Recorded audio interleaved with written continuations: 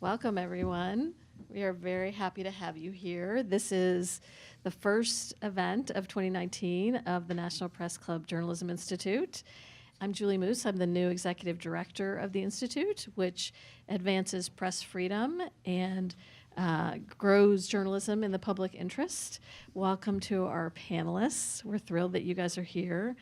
And welcome to everyone who is watching on C-SPAN and others who are broadcasting the event. We're happy to have you join us, and we're happy to have everyone in the room, and thrilled to be partnering for this event with the club's press freedom team, led in part by Rachel Oswald, who covers foreign policy for CQ, and is also the organizer of this panel and will be moderating as well.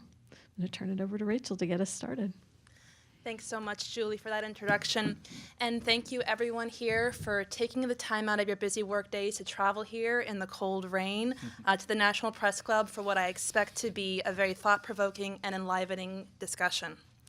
We've assembled an all-star panel of stakeholders to educate us on this fast-developing new policy area of human rights sanctions and how they're applied to protect journalists around the world.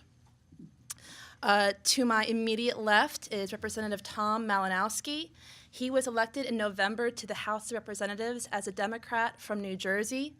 Prior to that, he had a long background as a human rights advocate, including holding senior positions in the NGO sector and in the Clinton and Obama administrations. His most recent government posting was as the Assistant Secretary of State for Democracy, Human Rights, and Labor. More recently, he was appointed to the House Foreign Affairs Committee, where he has already proved an enlivening presence on the panel.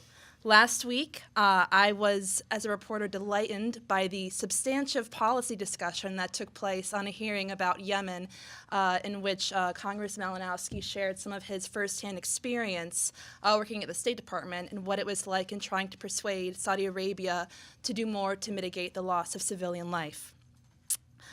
To my immediate right is Rob Berschinski. He works at Human Rights First as their Senior Vice President for Policy. He previously worked underneath Congressman Malinowski at the State Department, where he was a Deputy Assistant Secretary of State for Human Rights, focusing on Europe and Eurasia. He now works as a human rights advocate in the nonprofit sector, where he has intimate knowledge of the Magnitsky laws, and he works to mobilize the NGO community around the world and Western governments around the effective usage of the Magnitsky sanctions. And to my far left, we have Dr. Courtney Radsch. She is the Director of Advocacy at the Committee to Protect Journalists, where in addition to working to ensure justice for Jamal Khashoggi, whom we'll be hearing about later, she also advocates for the safety and freedom from harassment, imprisonment, torture, and murder of hundreds of journalists around the world, many of whom are working in developing countries where the principle of freedom of the press is oftentimes disregarded by corrupt actors and autocratic governments. Thank you all for joining us. So many of you here today are familiar with the case of Saudi journalist Jamal Khashoggi, a Washington Post columnist who was assassinated in the Saudi consulate in Istanbul in October by Saudi government agents. We will be talking about that case, recent news developments from Friday related to it, and its implications for broader press freedom.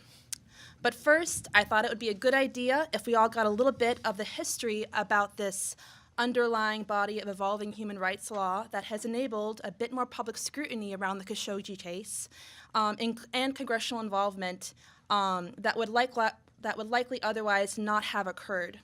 So, Congressman, one of the reasons I was really keen to have you on this panel was because of your unique history as both a policy implementer at the State Department, your involvement as the first 2012 Sergei Magnitsky law was being thought up and passed and then implemented, and now you crossing the aisle, so to speak, to work as a politician with oversight of Magnitsky sanctions.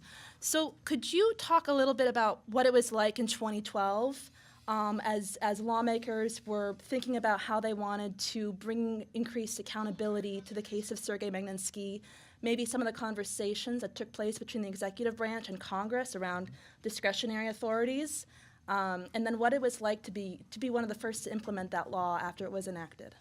Well, sure. And thank you, Rachel, for bringing us together. I'll speak a little bit about the history, and then we'll talk about some current cases. And I'm glad you're here, Courtney, to talk about the application of this law now potentially in Saudi Arabia. The Magnitsky Act was named after a Russian lawyer named Sergei Magnitsky, and I think maybe we should start there if we want to talk about the history. He was a lawyer who, in the course of his work, uncovered a significant corruption scandal involving individuals in the Russian government taking over a private company and arranging fake tax returns, tax refunds, to go to that company, which they pocketed themselves. And he exposed this, and for that he was imprisoned and tortured and ultimately died in prison because of his mistreatment. He was not the first or sadly last victim of political oppression in Vladimir Putin's Russia, but it was a case that for a number of reasons attracted a tremendous amount of attention both inside the country and outside the country. It was so brazen that the Russian state would persecute someone who in effect had uncovered a crime against the Russian state, an act of corruption that cost the Russian state millions and millions of dollars. And a campaign was launched in the United States and around the world to seek justice for Mr. Magnitsky. And eventually that campaign settled upon the idea of passing laws in the United States and other countries to require that sanctions be imposed against those responsible. Now, in the past, when the United States imposed sanctions on human rights violators in other countries, we had to rely on a law called the International Emergency Economic Powers Act, which allowed the president to sanction bad guys in other countries, but only if he first signed an executive order declaring that a state of emergency existed between the United States and the country in which that bad guy was found. So if you wanted to sanction a Russian citizen for killing a whistleblower, you had to sanction Russia. You had to declare that a state of emergency existed between the United States and Russia. It was a very, very high bar, and it made it much more difficult for presidents to act. Under the Magnitsky Act, that was not necessary. The president was able to single out individuals who were responsible, not just for the killing of Magnitsky, but other human rights crimes in Russia, and directly sanction them by denying them access to the U.S. banking and financial system. Around the time this was being debated, there was also a big push in the U.S. Congress to get rid of a law called the Jackson-Vanik Act, which had imposed trade sanctions on Russia for the Soviet practice of denying Soviet Jews the right to emigrate to Israel. It was something that was put in place during the Cold War when we were dealing with the Soviet Union, not Russia, for a problem that no longer existed. And so everybody was on board with the idea of eliminating the Jackson-Vanik Act. But since it was the only piece of legislation that addressed a human rights issue in Russia at a time when human rights abuses under Putin's Russia were getting worse and worse, Congress was loath to repeal one piece of human rights legislation unless there was something that could take its place. And the Magnitsky Act became that something, a modernized, more effective tool for dealing with the actual human rights abuses that were happening in the country at the time. So the argument prevailed. The act was passed. At first, the Obama administration was, like most administrations, not too happy with Congress taking the lead on an issue like that, but ultimately accepted passage of the act. And my job and Rob's in the State Department in the second Obama term was to help implement that act, selecting people who would be sanctioned.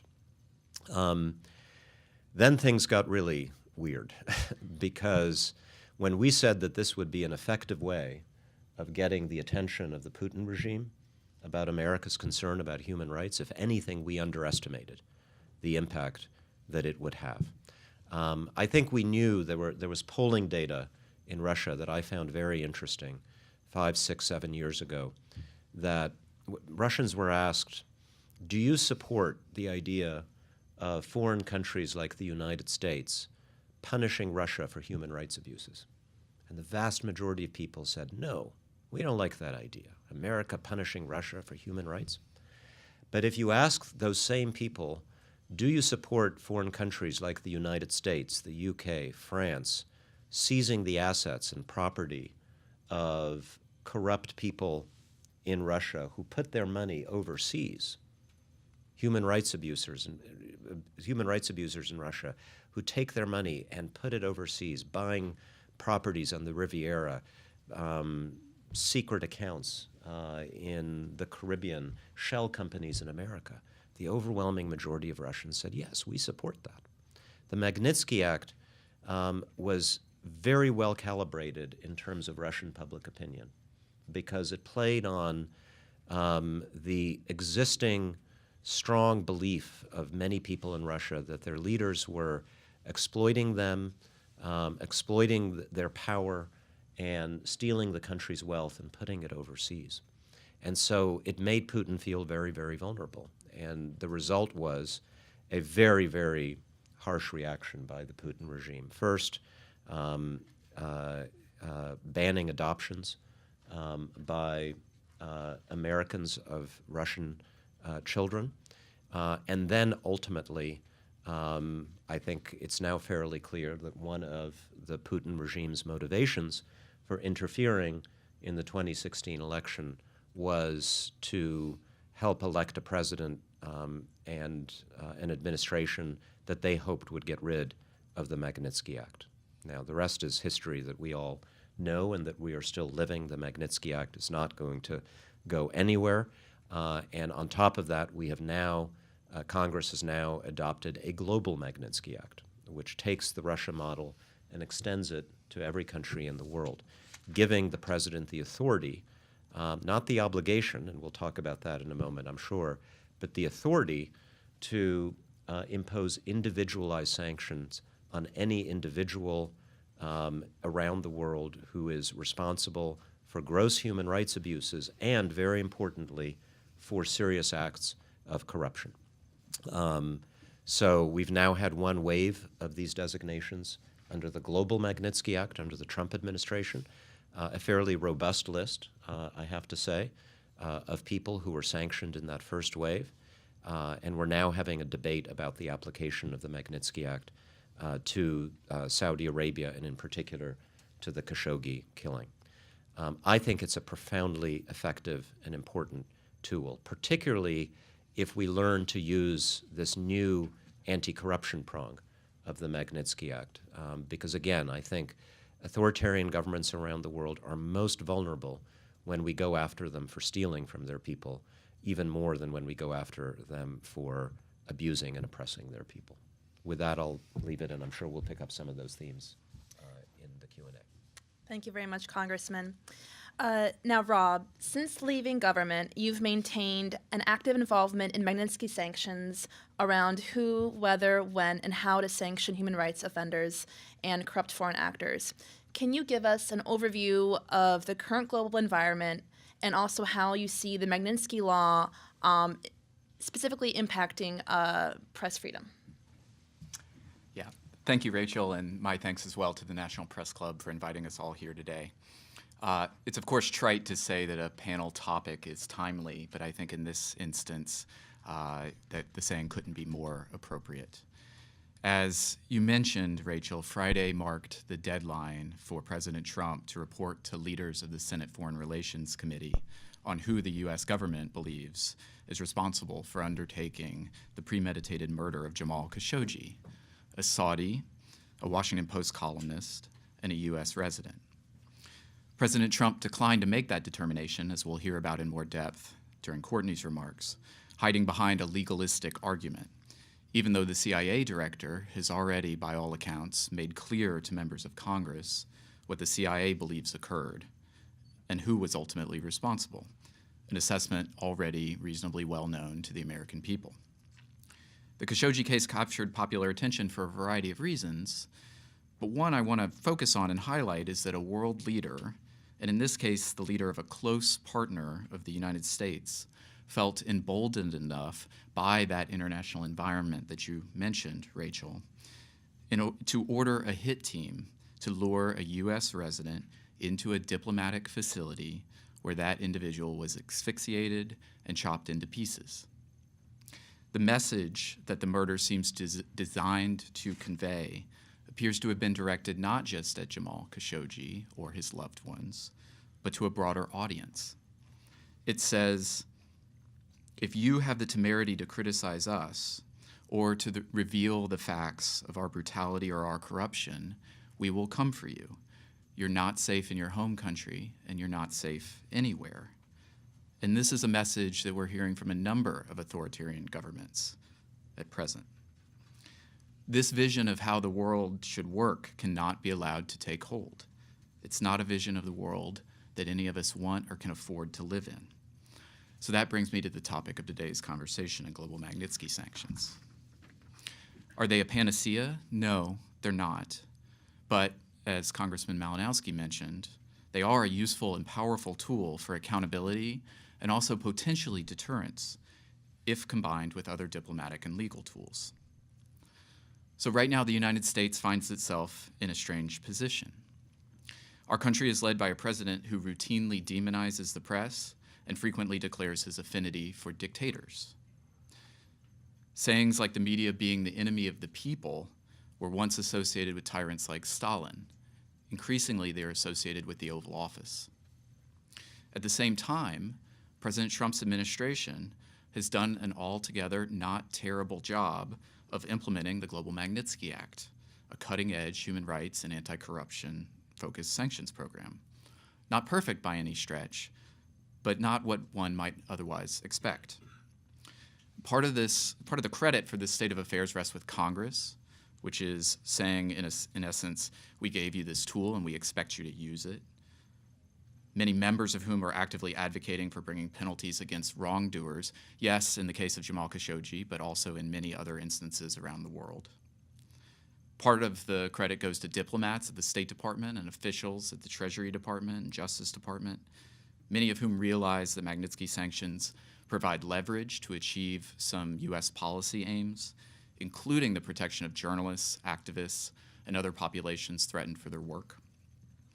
And finally, part goes to NGOs, members of whom, often at great personal risk, are doing largely unheralded work to present the United States government with credible, accurate, corroborated information and then demanding action.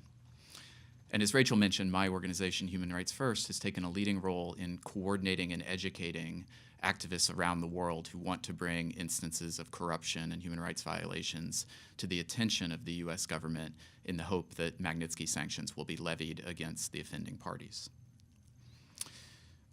I regularly get asked about Magnitsky sanctions. What's the impact? Is all of this having an effect? And you just heard from the congressman the extent to which those that follow this issue closely believe that in the case of the earlier Russia-specific law, we have seen a tremendous effect. In terms of global Magnitsky, it's probably a little too early to know. And in many cases, one could critique the administration's approach by saying it's been a bit scattershot. That analysis holds across the board, and in my opinion also holds with respect to how the tool has been used to protect journalists in particular. Reporters aren't a specified protected class under the Magnitsky law itself or its implementing order as issued by the Trump administration, but they do clearly fall under the law's ambit.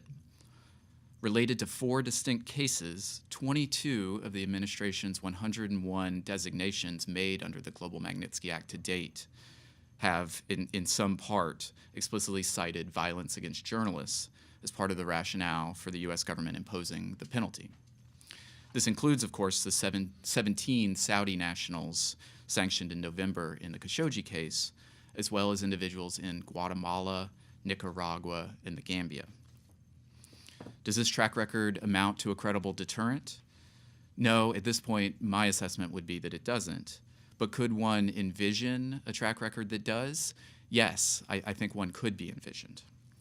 Could a future administration bolster the deterrent effect by making clear publicly and in advance that those responsible for gross violations of human rights targeting members of the press in countries like Russia, China, Egypt, Myanmar, Turkey, and Saudi Arabia, to name some of the leading offenders, will face consequences for their actions? Yes, that's conceivable.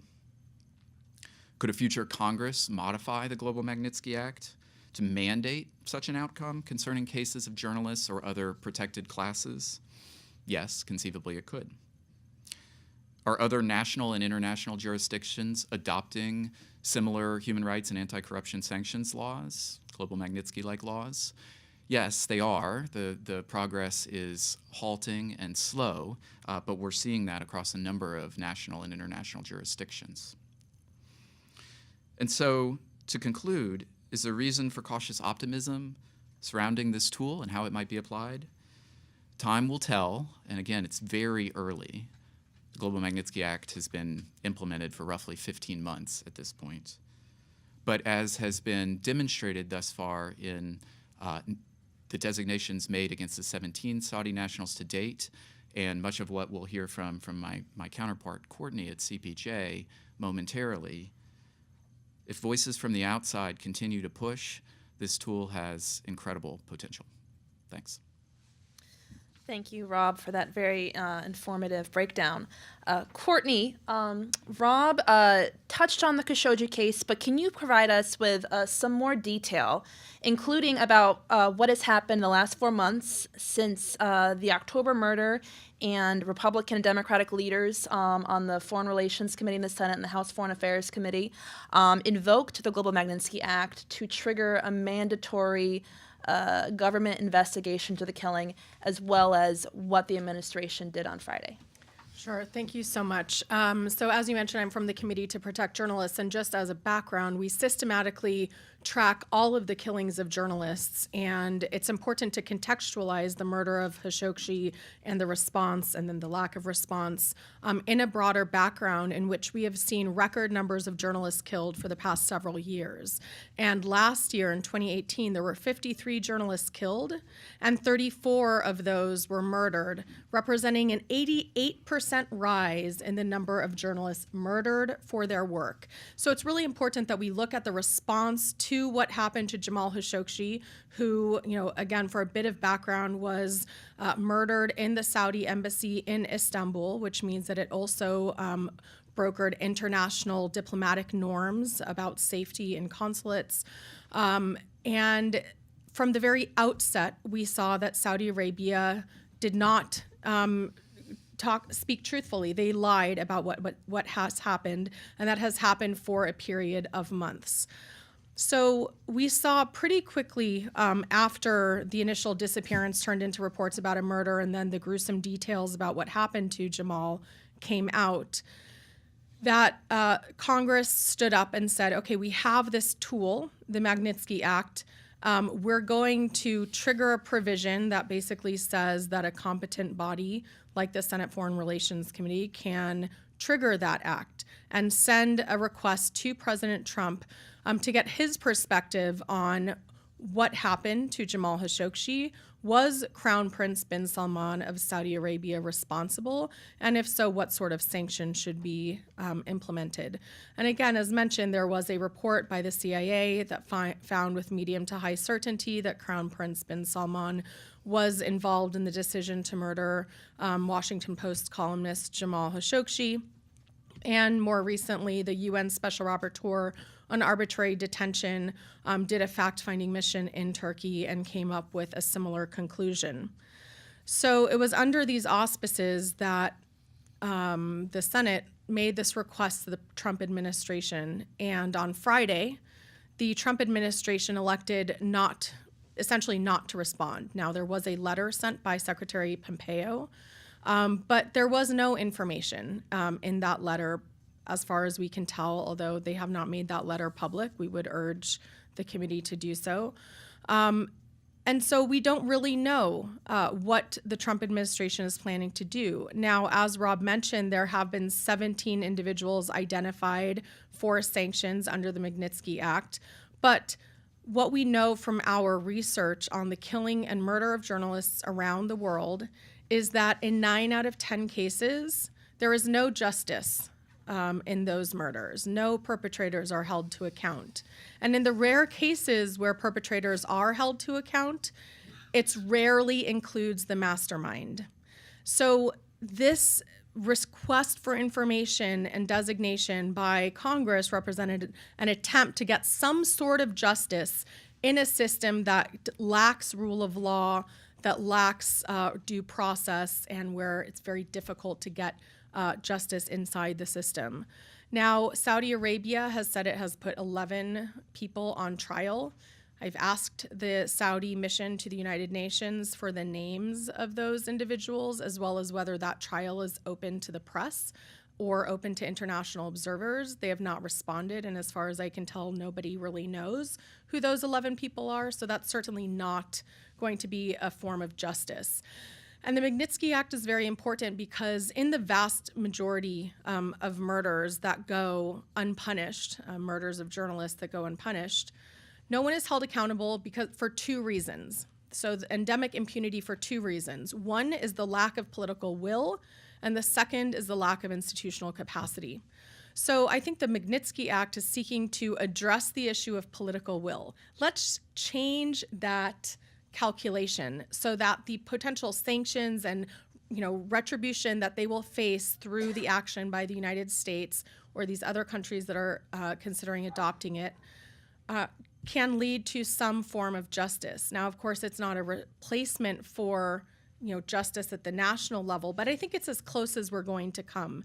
And why are we insisting that there be more information about the Crown Prince bin Salman's responsibility and why we believe that he should most likely be subject to these sanctions? Because Saudi Arabia, since bin Salman came into power, has imprisoned 12 journalists, which raises the total to 16 journalists. It has detained the women's rights bloggers who were writing about the women's rights movement that somehow Crown Prince bin Salman got so much credit for allowing women to drive, and then meanwhile arrested and imprisoned the reporters writing about that, and has also imprisoned journalists who have steered clear of politics.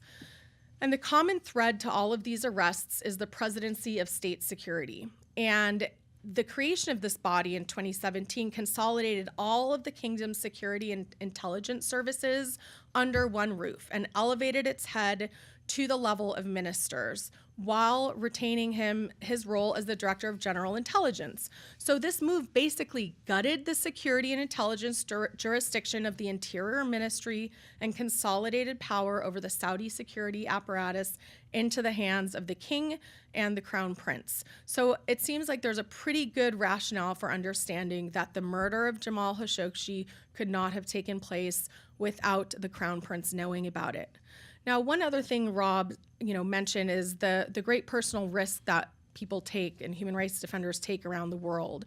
And so having access to these mechanisms is important, and it's not easy to speak out against these issues. And so we're seeing that other countries around the world, including the European Union, is considering a global Magnitsky Act, which I think would be very important because Europe is much closer in many cases to these countries where leadership likes to go shopping. We've seen, for example, the wives in many cases of authoritarians like Bashar al-Assad go shopping in Paris. How can we make it more costly for these major human rights abuses to occur? And if we're talking about protecting journalists in countries that lack any sort of protection for journalists, lack due process, and lack any sort of respect for press freedom, I think we're going to have to look externally. So the fact that the Trump administration decided not to reply with any meaningful information on Friday sends a very dangerous and negative signal. And we actually saw the Saudi official Twitter account send out a veiled threat to those who are trying to tie a link. And as both an advocate with the Committee to Protect Journalists, as well as a former journalist who worked for a Saudi news organization and got kicked out of the United Arab Emirates for an article I wrote. I'm glad I only got fired and had to leave the country and nothing worse happened. It's challenging. It's scary to do that work when you have the Saudi embassy sending out threatening tweets. And so it's too bad that Trump missed that deadline, but I think that we're going to hear from Congress, and I'd be interested to know what the next steps from Congress are to hold Jamal Khashoggi's murder and the mastermind accountable. Thanks, Courtney, for that good tie-in, Congressman. So we have this letter, which has not been released publicly, but which we know from things lawmakers have said, makes clear that the Trump administration is not, at this point, going to make a legal finding. The Trump administration officials have said that it's discretionary, that it's up to the administration's discretion whether it complies with committee requests. Is that what the law says? What are we looking at politically here? How far would Congress have to go to potentially push this? What are some of the different kinds of levers that lawmakers have if they want to push this action in terms of getting answers? Thanks. So ordinarily, it is a matter of discretion for an administration to decide whether to meet a request from committees for information. This isn't an ordinary request because we have a law passed by the Congress, signed by the President of the United States, which says very explicitly that when the chairs of these committees send a letter to the State Department asking for a factual determination, did Rob Berschinski commit a crime, the administration must respond by saying yes or no. And if yes, then what steps will be taken to hold him accountable? The Magnitsky Act does not mandate sanctions. It does not say if you have committed a grave human rights abuse, you must be sanctioned. It merely gives the president the authority to impose those sanctions. But it does give these members of Congress the ability to require a factual determination about particular individuals who have been accused of these crimes so that we know, did MBS kill Jamal Khashoggi? And if so, what are you going to do about it? They have to answer. And so this is, in my opinion, as a member of Congress, an example of the executive branch defying the law. They would rather defy the law than offend Saudi Arabia in this case, and that's a matter of grave concern. We're going to have to go back and figure out what we can do about that, whether we have any legal mechanisms to challenge what we think, most of us on the Hill, is a serious misinterpretation of the Magnitsky Act, the global Magnitsky Act. Second, we have to now decide what we can do as a Congress about the Khashoggi case going forward. Again, the Magnitsky Act creates authority for sanctions. We could, if we chose, pass legislation that mandates sanctions for anybody responsible for the death of Jamal Khashoggi. This would be the next logical step, and it's something that I hope Congress will do. There is support for such legislation in the Senate. We've seen Senator Menendez, Senator Young, and others introduce legislation along those lines, so it has bipartisan support in the Senate. I believe that there would be significant support in the House of Representatives as well, and as our president likes to say, we'll see what happens. But I think that would be the next logical step. Thank you very much, Congressman. I want to expand the debate or the discussion beyond Jamal Khashoggi to the international stage and other journalists around the world.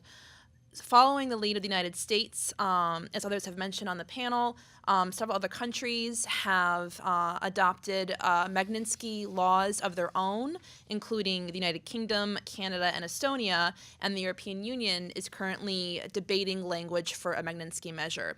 So, Rob, you are, to my understanding, very involved in these discussions in the EU in terms of advocating for language or sharing your expertise about what language should be in the law. Could you kind of sketch out the points of contention, including how protected classes of people are or are not defined, such as journalists? Sure. So, as you mentioned, Rachel, we in the United States have been leading on this matter, but a number of other governments have also taken action under a broad base of laws that are loosely referred to as Magnitsky laws. As you mentioned, Canada has passed a law and has begun to implement it, meaning that it has levied designations against individuals, including the 17 Saudi nationals designated under the U.S. law. There is a law on the books in the United Kingdom. It is tied into Brexit, and so it has not yet been implemented. And then a number of the Baltic states have passed laws, though to the best of my understanding, those, in terms of sanctions, deal only with visa restrictions, meaning that designated individuals can't enter the territory of the states but have no economic impact, which for obvious reasons is very important. So in December, the Dutch Foreign Ministry led a conversation at the gathering of EU foreign ministers that happens on a regular basis around whether the European Union would start the process of designing a law similar to the Global Magnitsky Act that would hold across the 28 member states of the European Union. That conversation is in very early stages. There is no draft text of what the law that would put on the books this program might look like, and a number of organizations, including mine, as you mentioned, are involved in speaking with member states and components of the European Union around what a viable Magnitsky-like program might look like. You asked about points of contention. There are a number. One issue is whether a future European sanctions program would address not just human rights violations, but also corruption. And as we heard from Congressman Malinowski earlier, proponents of using this tool effectively strongly feel that given what we know to be true in so many repressive environments, that governments that hold no legitimacy and essentially hold power by force tend to combine the repression they engage in with stealing from their people. And when they steal from their people, they rely on repression to hold power. So these are issues that are inextricably linked, and the message that I and other advocates have been carrying to member states in the European Union is that to have an effective program, you need to incorporate both corruption and human rights prongs. There are a number of other points of discussion. These sanctions are complex. They bring in, obviously, a number of crimes around the world, and so there's an ongoing conversation around whether it's appropriate to specify the sorts of crimes that are covered and the victims, the potential victims against whom the crimes are committed, or whether it's better to leave the law general or not. In the U.S. context, for those that go and look at the text of the Global Magnitsky Act, it's actually quite broad and subject to a fair amount of interpretation. It simply says that sanctions may be executed against perpetrators of gross violations of human rights and acts of significant corruption. Through the law, those terms are defined to some extent, but our law does not get into specific classes of individuals, as I mentioned in my opening remarks. The European Union, for a variety of different reasons, may take a slightly different approach and may actually specify particular crimes and particular classes of victims, and there are trade-offs between leaving the executive more latitude versus kind of specifying here are the instances in which we expect that sanctions might be levied.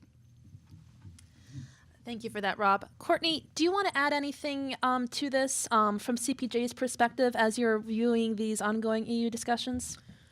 Yeah, I think it's important to realize that, we're still in relatively early days of figuring out how and if the Magnitsky Act can really have an impact on protecting journalists, which is ultimately, for us, what we're looking at. And if we look at where we are so far, there have only been 2 cases where the Magnitsky Act was used to sanction individuals who were determined to be responsible for the murder of a journalist.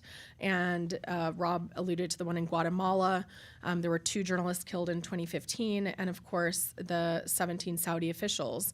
But it does look like the threat of a travel ban can have an impact on the broader freedom of the press issues in countries. At least in one instance, the threat of a travel ban proposed by a senator with an amendment to the State Department and Foreign Operations Appropriations Bill, which called for travel bans against Azerbaijani officials, did appear to potentially be linked to the release of Mehman Aliyev, who was released from detention shortly afterwards. So I think, this still remains to be tested, but as alluded to, there are early indications that, it's a step in the right direction. It's a tool in many countries like Azerbaijan, Saudi Arabia, et cetera.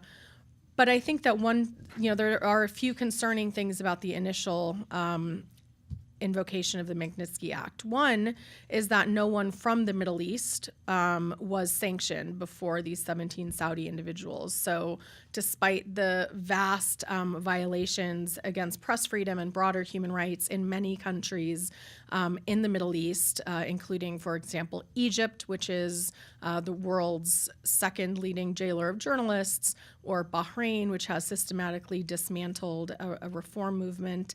And, I think we both tried to go to Bahrain at some point and we're not allowed in, or you got kicked out or something. I can't remember the details. Oh, I've been allowed in.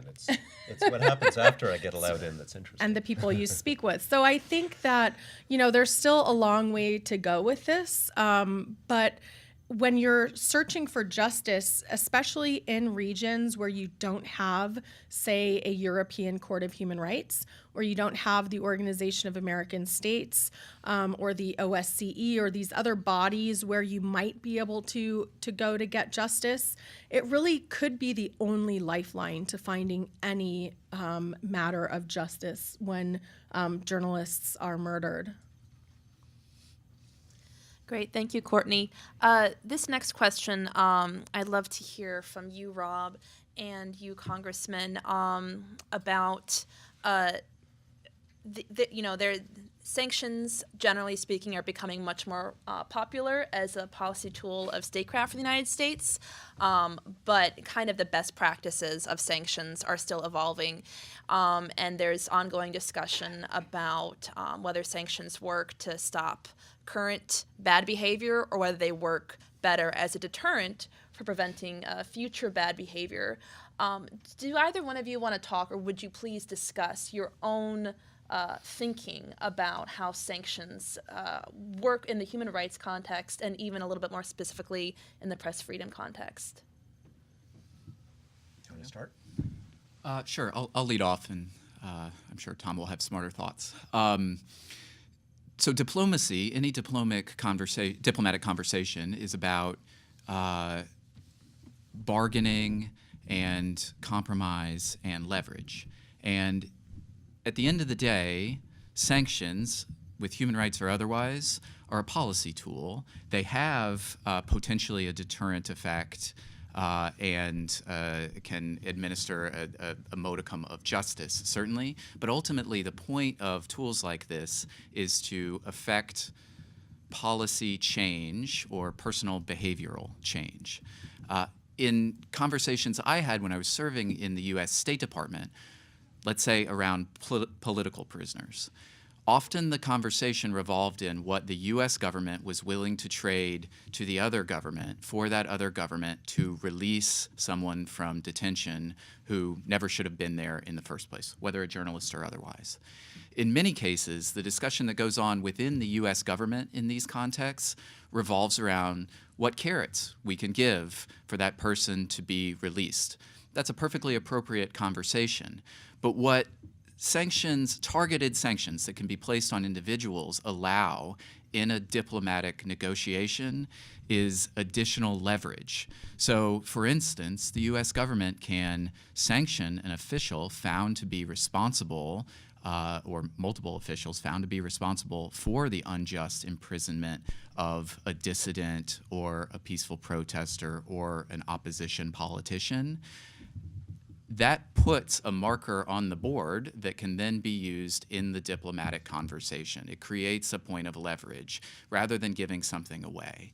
So it's in those cases where we see kind of the most sophisticated use of tools like this.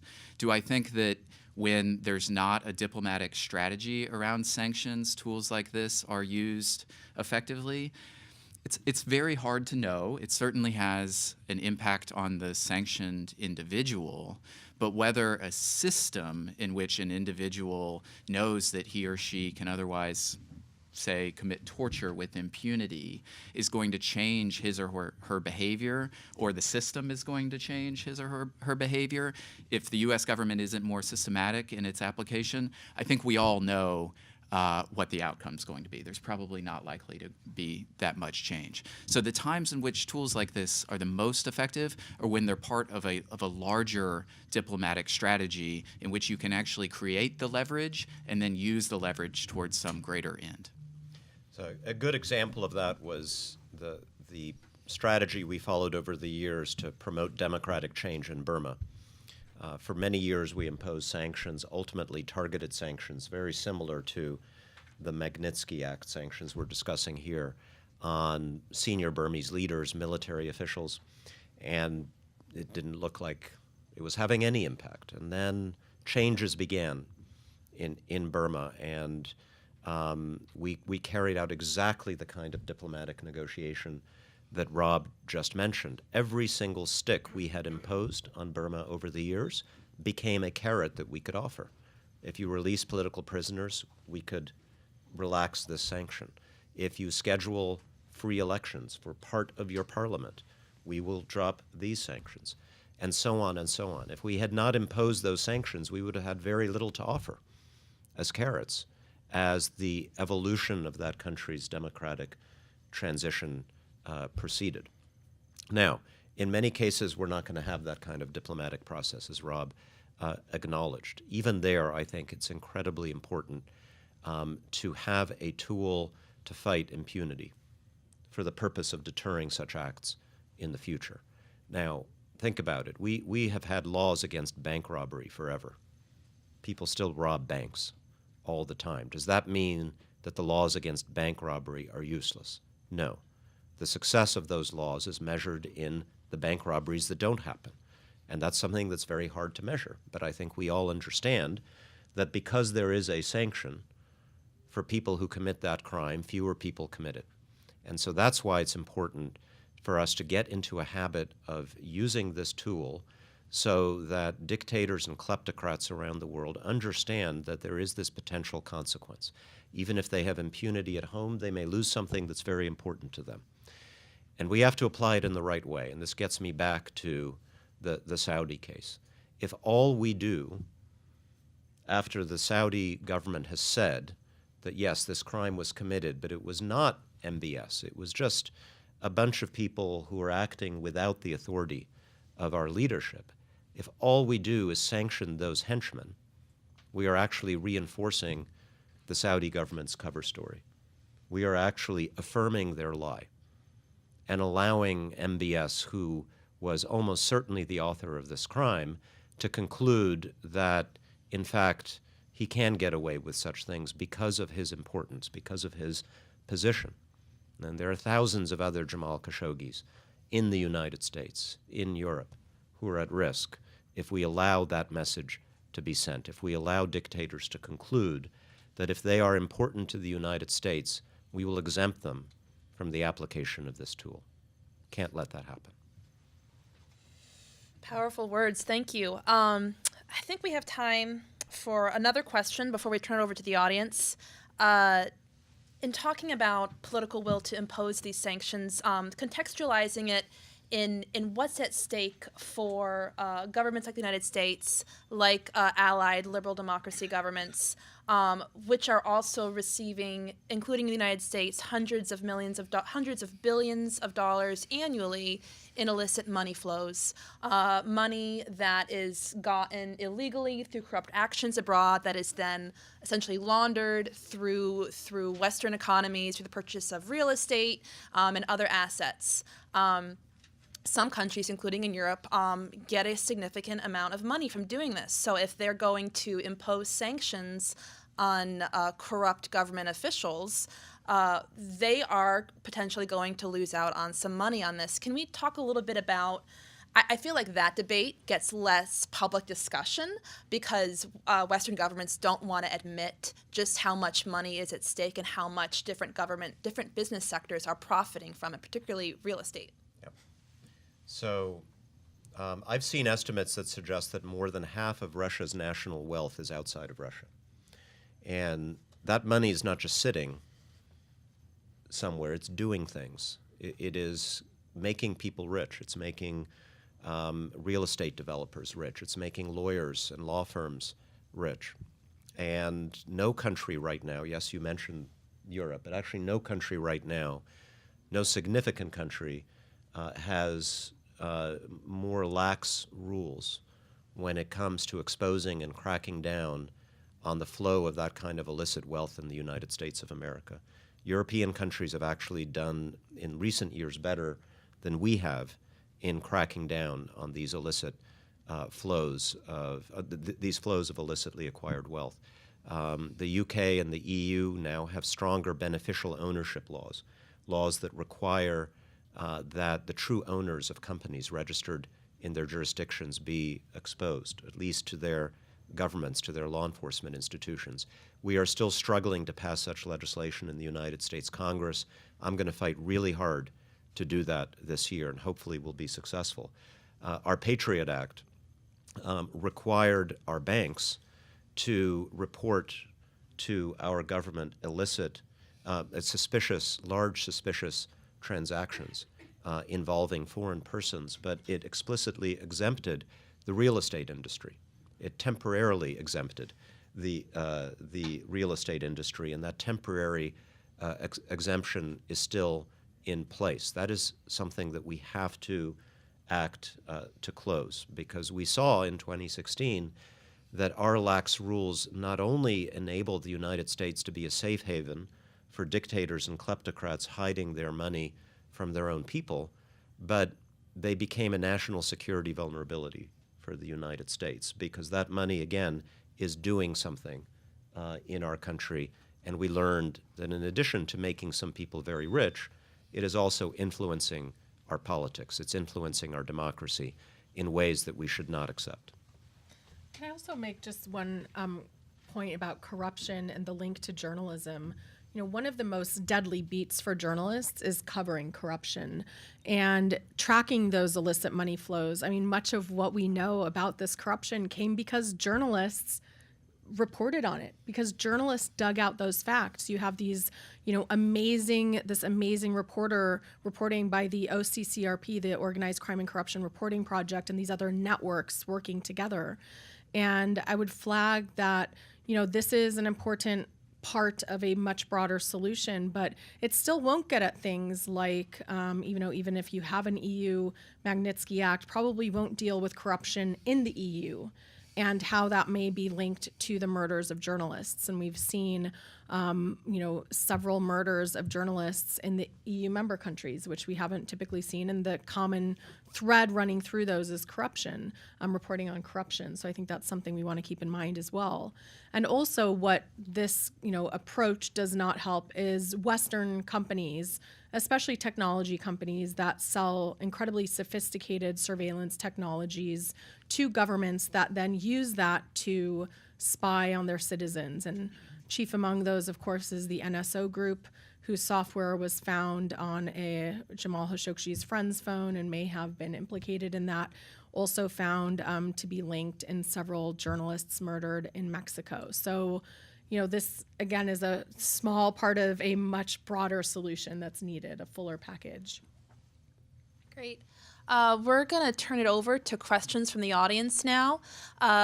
When you are called upon, please stand up, identify yourself, and give your affiliation.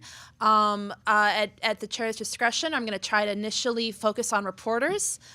And then once and after that, we will go to everybody else. I think we've got about half an hour. We'll end 5 minutes before for some press club announcements. All right. So first question. And can you remember to identify yourself and give your affiliation? Xiaoyu from the Voice of America's Mandarin Service. So according to CPJ, China is the second largest jailer of journalists in the world. So can you give us a little brief introduction of the situation there and what the U.S. can do to protect the journalists there? Thank you. Yes, so China is consistently among the top 3 jailers of journalists, for most of the years that we've been keeping records. And we've seen that the crackdown on the press in China has become very extensive, especially when it's related to reporting on other issues that are considered a national security issue in China, such as the Uyghurs or human rights issues. And so you see journalists getting caught up in this. I think that, this is the idea of sanctions and targeted sanctions, again, in a relationship with a very important country, China, of course, being different from the relationship with Saudi Arabia, where Saudi Arabia is considered an ally and China is considered more of an adversary. I don't know that we have seen a good example yet of the Magnitsky Act or this approach being used to sanction those who are responsible for imprisoning journalists. But that would certainly be something, that would be interesting to explore, because what we typically see around the world is, in general, most countries where you have either the killing or the imprisonment of journalists, usually it's either or. And so in countries like China, you don't have a lot of journalists being killed on a regular basis, but you have lots of journalists being imprisoned. So I think it'd be interesting maybe to hear from the congressman about whether this is something that would be interesting to use in the dynamic of the Chinese relationship. It would be, and I believe there was one Chinese official who was sanctioned under the Global Magnitsky Act in the last round. I can tell you that in the Obama administration, our interpretation of the law, which allows sanctioning for gross human rights abuses, was that merely imprisoning a dissident or journalist did not rise to the level of a gross human rights abuse, for better or worse. So torture, yes. Killing, yes, but merely imprisoning a dissident, unfortunately a very common occurrence around the world, was not considered to rise to the level of gross human rights abuse under the law. I'm not sure if the Trump administration is interpreting it the same way, but Rob, if I could actually jump in, it seems that the Trump administration is interpreting the law slightly more broadly. I would point people to the case in Turkey, in which the Trump administration sanctioned actually 2 very senior Turkish officials for the imprisonment of an American pastor, Andrew Brunson. So that's a case in which there wasn't necessarily mistreatment. This was about detention. And that's not a point that's lost on advocates who are going back to the administration and saying, you did it in this one specific instance. We expect to see this applied more broadly. Well, and there are several cases in China where journalists who are imprisoned have also been reported to be tortured, denied medical care and medical access. So, potentially in those cases, it might rise to the level, but I think this is something we'll have to see how it plays out. And just to close out conversation on your question, there's of course been a tremendous interest from members of Congress, both Republican and Democrat, for application of the Global Magnitsky Act specific to the situation in Xinjiang. So that's an instance in which there's been a tremendous amount of congressional interest. Yes, right here from Al Jazeera.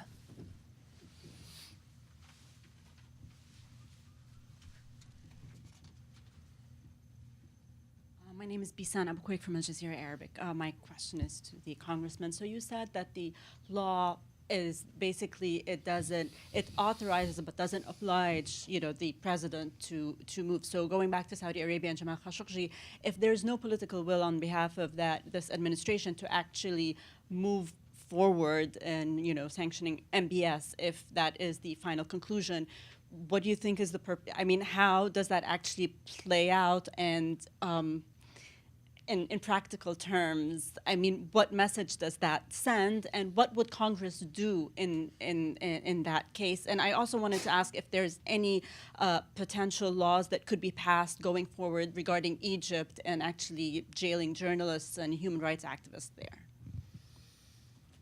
So, yes, to just reiterate, the administration is not legally obliged to sanction anybody in Saudi Arabia.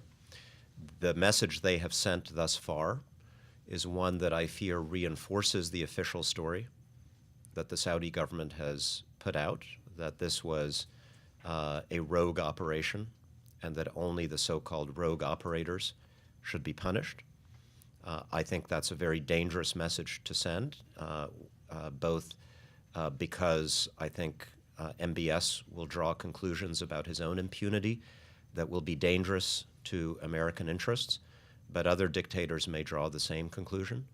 And finally, what Congress can do, and I hope will do, is to pass new legislation which makes the sanctions mandatory. All right. Can I just respond a little bit on that? So I think this message being heard around the world is not just from dictators. Certainly dictators are hearing it and gaining succor from it. However, it's also being heard, I think, in places like Malta, where a journalist named Daphne Caruana Galizia was murdered. And I was there in October for the 1-year anniversary and spoke with the Attorney General, with the Prime Minister about the status of investigation, because they had identified 2 people who allegedly were responsible for setting off the car bomb, but they didn't order it. They weren't the ones who decided on their own to go murder this journalist. So what is the signal being sent in that case and the literally hundreds of cases around the world in democratic and authoritarian countries alike, where we're demanding justice by putting the mastermind on trial, by investigating who the mastermind is? I think that is being heard wide and clear that, if you have a special relationship with the U.S., we're not going to pursue that. And on your question about Egypt, I mean, I think it's interesting to hear that, imprisonment is not seen as part of this gross human rights violation. But I think when you see the systematic imprisonment of journalists, of independent activists, of human rights defenders, and the dismantling of this reform movement in Egypt, and the fact that since the uprising and the overthrow of President Mubarak, there has been a sea change in the press freedom conditions there. It wasn't great to begin with, but it was the only country in the world that Freedom House said was not free on political and civil liberties, but partly free on press freedom, right? There was some level of independence. And there has been complete dismantling of the independent press there. So I think we have to also look at individual cases, and if there are, 40 individual cases or, dozens of individual cases, those can create a gross human rights violation. And we'd definitely like to see the administration do more on Egypt. Again, it's this idea that Egypt is an ally in the so-called war on terror and these, other special relationships. But I think that we should know after all of these years that not standing up for human rights and being an ally of individuals is going to have long-term negative repercussions on the United States and its national security. Just go over here, and then I'll come back here. And yes, in the third row? Yeah. Yes, in the blue. Thanks. Hi, I'm Karina Orlova, a journalist and exiled journalist from Russia. And we, of course, know that Russia is a state where there's this massive propaganda, state propaganda machine, and we don't need a CIA assessment to decide whether those are rogue actors or not. We know that the rogue actor is Vladimir Putin. I've been calling for sanctioning at least the top officials at the state propaganda machine. Okay, the chief editor of RT channel, and every time I talk to people, including Rob, I'm being told that no, there is this, First Amendment, and including some congressional staffers on the Democratic side. So, but my question is, we know that the Obama administration aggressively lobbied against the Magnitsky Act. The State Department, Treasury, National Security Council, they didn't want the Magnitsky Act to be passed. Thankfully it did, and we now know that it was a mistake to lobby against the Magnitsky Act. And my question is, aren't we, like the US, making the same mistake now when we do not sanction Putin's state propagandists? Thank you. Well, when I was an Assistant Secretary of State, I very much wanted to sanction the propagandists, but Rob Berschinski told me I couldn't do it. And Rob, do you want to explain why that's true? So I'm sort of kidding. Anyway. I'll take the opening. I think we can all agree about the nature of Russia's state propaganda and its terrible effects, both at Russia and elsewhere. The bottom line as we look at the two Magnitsky Acts is they simply don't apply to sanctioning propagandists. We go back and look at what sorts of crimes are covered, and there was earlier discussion that it looks like the Trump administration is applying the definitions a little bit more broadly than the Obama administration did, but essentially the covered crimes boil down to murder, rape, torture, enforced disappearance, and yes, the holding of political prisoners or unjust imprisonment. It's important that the crimes, that these sanctions, given how coercive a tool they are, it's important that we all have a common understanding of how they could be applied.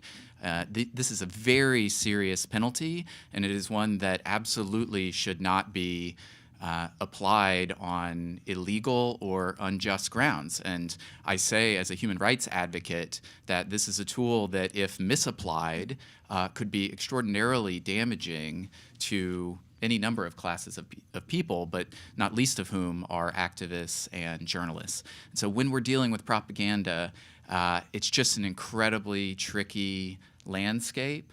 And at the end of the day, we need to be very careful when we're talking about freedom of expression.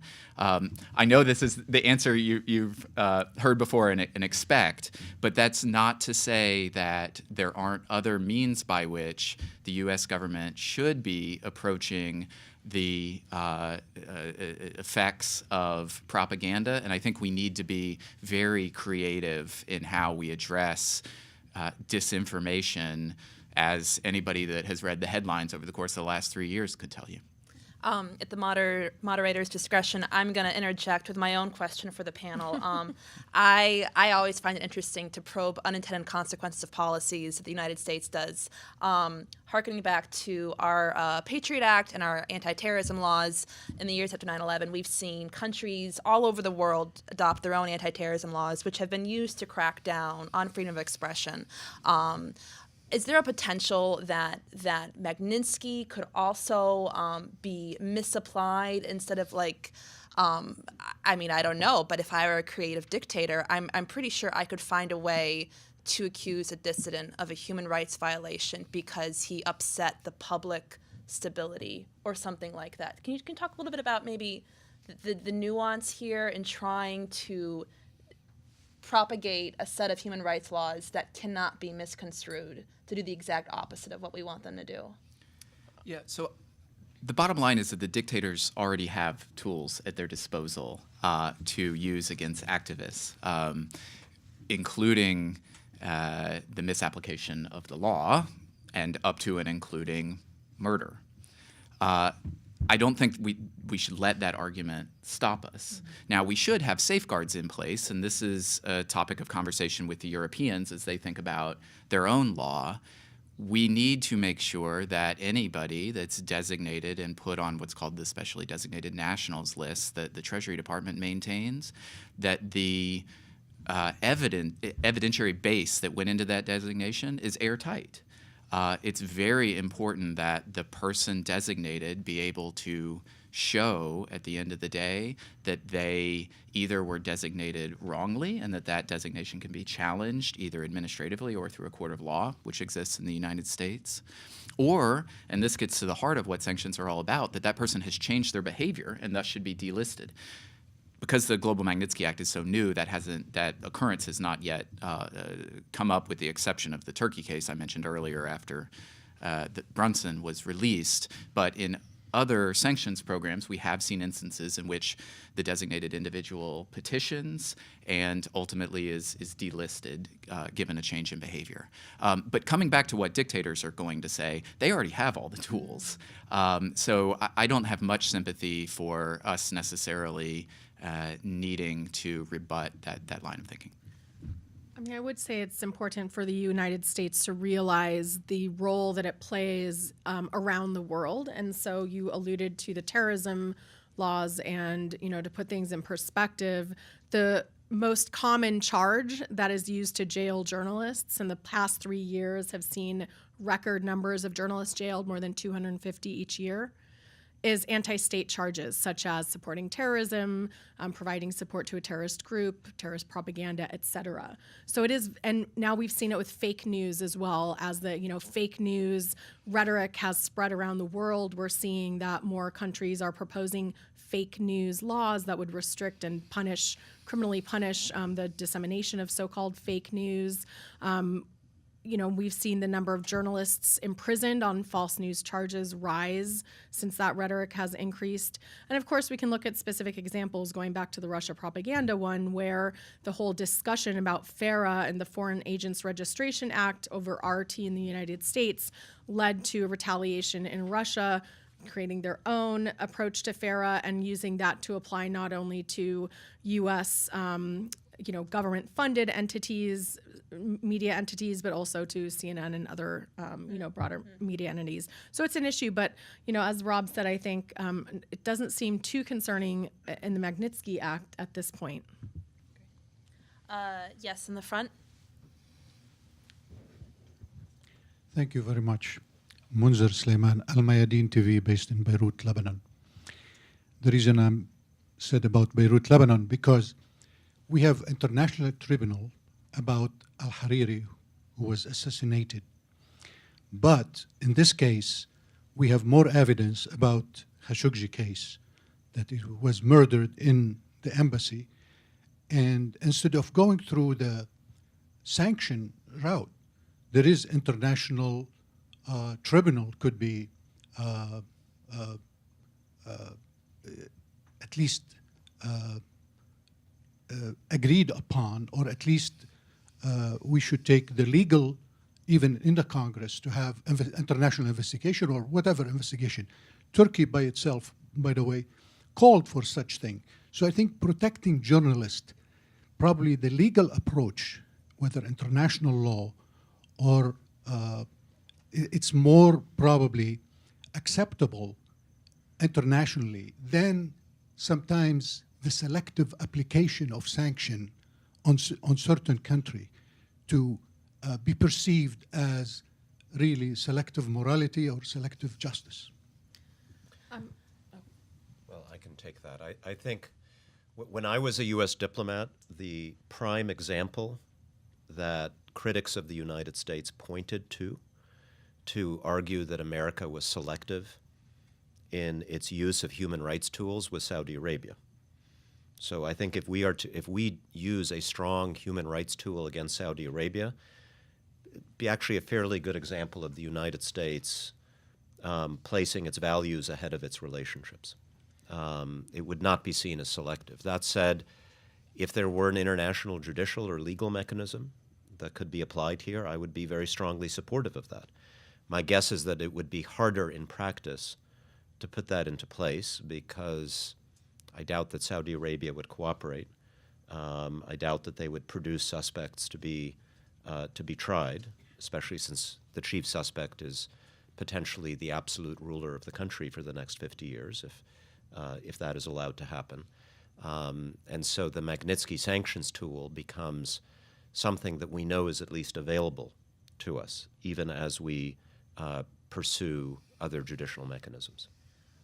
With response to your question around the international role, so at the Committee to Protect Journalists, we don't believe that there is only one path to justice for the murder of Jamal Khashoggi, and so we have called for an international United Nations criminal investigation by the Secretary General. We held a press conference at the UN with Human Rights Watch, Reporters Without Borders, and Amnesty calling for this. We've met with the Secretary General's office and with several member states, and we understand that Turkey has expressed its openness to that. So we would like to see the UN Secretary General launch their own investigation. I think that the UN Special Rapporteur on extrajudicial killing and her initial fact-finding mission to Turkey indicates again that there is very significant evidence that the Crown Prince was involved, and so furthers the call for an international criminal investigation. So I don't think that it's an either or, it's a both. Right here in the tie. Thank you very much. My name is Alex. I represent Azerbaijan's independent news agency, Turan, and I appreciate Courtney mentioning Mehman Aliyev's case. I think we should keep in mind that in Mehman Aliyev's situation, we had a congressional sanction, Durbin Amendment, that was actually calling everyone, every single person involved in his case that could be sanctioned. I think that was a strong language that the Azeri government took it, quite smartly, so that, hey, they are serious. They're going to come after the president, everyone involved. So which triggers my question that my colleague from Russia also asked, when we know about, what we know about Azerbaijan and countries like Azerbaijan, where, the first family, first, man, they are the ones ordering, this arrests, or they decide who gets in and out of jail. In this situation, going after some small, small level, officials, really doesn't really sound effective. If you go after, Bob and Rob and I were discussing, early this morning, that we have another journalist in prison in Azerbaijan, Afgan Mukhtarli. What we heard from his, situation in jail, that some low-level officials in jail are basically trying to get involved into torture because they are deluded into the fact that they might get promoted, because their names will get out there. The Western governments will talk about them. They don't have any interest. They don't want to come to the U.S. in the first place. So instead of that, how much should we align our knowledge about how the country is being managed, and what kind of assets do they have, who holds it, what, and go after that when we think about sanctions. And my second question, if you don't mind, I appreciate the congressman being here, and thank you for being involved.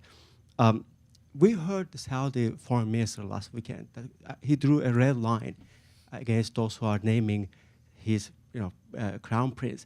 And I think that's a threat. And I also think it's actually about Congress, because Congress just passed a resolution anonymously.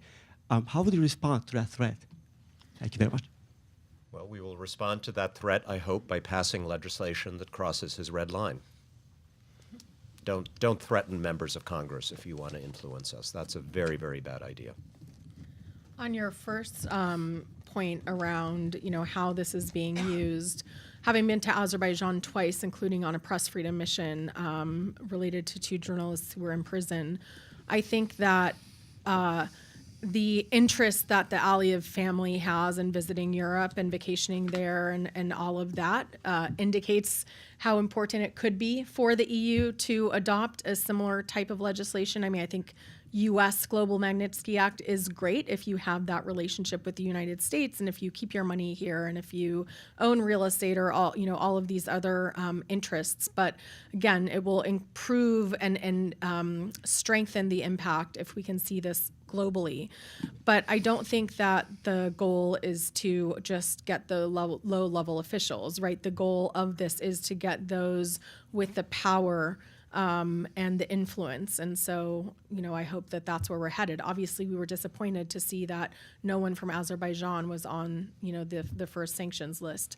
But I think also, and I think Rob could speak to this much better, but the level of evidence required to bring a case, and as he was saying, the need to be airtight so that there is no ability to leverage any inconsistencies or inaccuracies or anything to drill a hole in it is very important. And you led the coalition of NGOs submitting cases, and I don't know if we have a sense of why no one from the Middle East or Azerbaijan was on that list, but I wonder what the level of evidence required is in some of these countries where it's very hard to get ironclad evidence.